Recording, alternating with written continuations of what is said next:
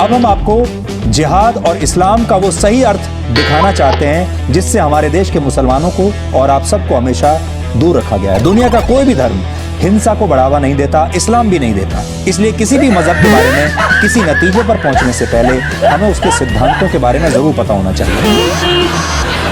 इस्लाम ने हर मुसलमान के लिए कुछ खास कर्तव्य बनाए हैं। इन्हें इस्लाम के 5 स्तंभ कहते हैं। इस्लाम का पहला स्तंभ है शहादा, जिसका शाब्दिक अर्थ है घोषणा करना या गवाही देना। हर मुसलमान का कर्तव्य है कि वो इस बात की घोषणा करे कि अल्लाह के सिवा कोई और परमेश्वर नहीं, यानी वो सिर्फ और सिर्फ अल्लाह में ही अपना भरोसा रखेगा।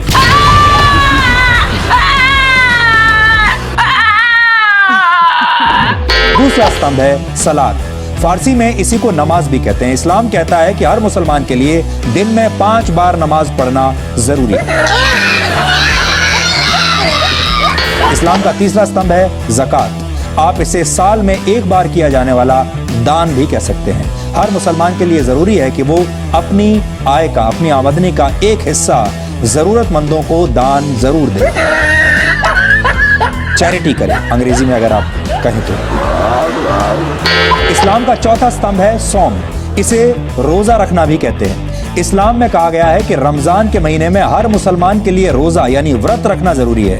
हिंदू उसे व्रत कहते हैं और इस्लाम में उसे रोजा कहा जाता है। और आप लोगों को पता भी होगा इस समय रमजान का ही पवित्र महीना चल रहा है।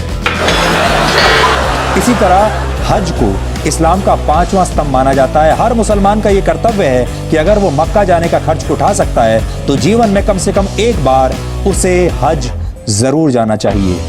ये तो इस्लाम के 5 स्तंभों की बात।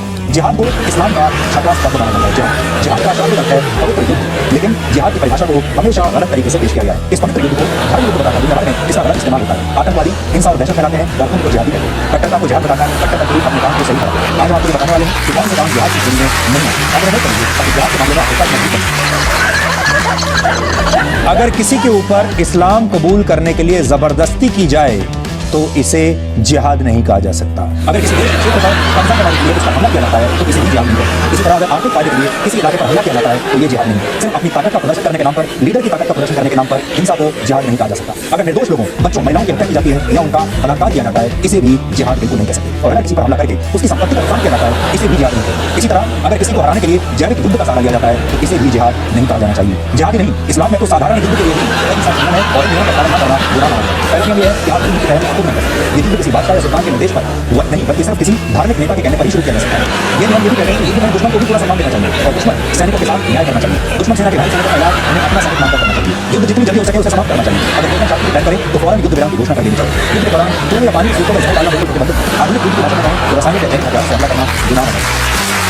जिहाद की परिभाषा को सदियों से हमेशा गलत तरीके से पेश किया जाता रहा है और इसी का नतीजा है कि हमारे देश में जिहाद पर बात करना आपके जेल जाने की गारंटी बन सकता है। सत्य में जैसे का अर्थ होता है कि जीत हमेशा सत्य की होती है।